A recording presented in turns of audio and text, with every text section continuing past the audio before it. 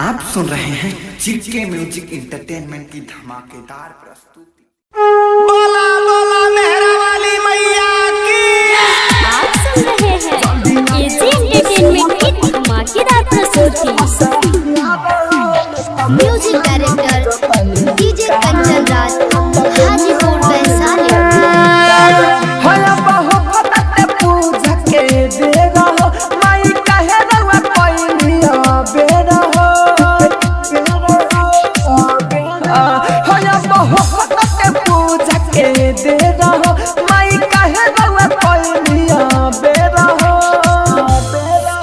जल्दी आई हो केसरा पसारा रहो नता बोली हम भेजतानी कहा रहो। जल्दी आई हो केसरा पसारा रहो नता बोली हम भेजतानी कहा रहो। आप सुन रहे हैं जीके म्यूजिक एंटरटेनमेंट की धमाकेदार प्रस्तुति। सुनते रहिए और झूमते रहिए। Mix by AG recording studio.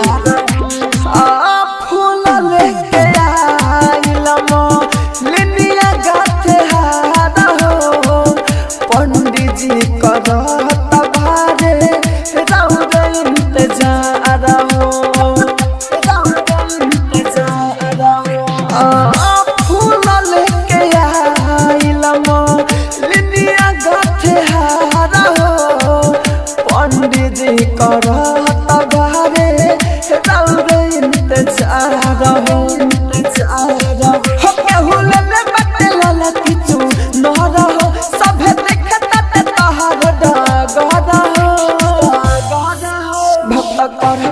तोहार पुकार हो नता बोली हम भेजतानी कहा हो। जल्दी आई माई हो के सिरसा हो नता बोली हम भेजतानी कहा हो।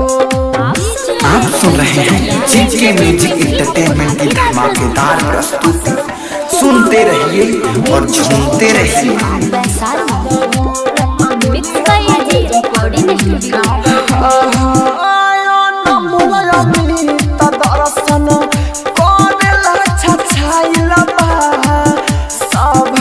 से पहिले जाऊ रे मंदिर में आइल बा,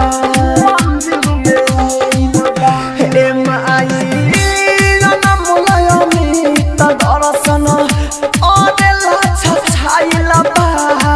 सबका से पहिले जाऊ रे मंदिर में आइल बा।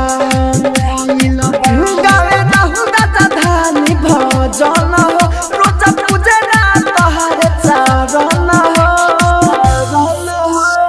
तोहरे से नहीं हके तारा हो नता बोली हम भेजतानी कहा हो। जल्दी आई हो केसरा पसारा हो नता बोली हम भेजतानी कहा हो। ये जी रिकॉर्डिंग स्टूडियो रोशनपुर।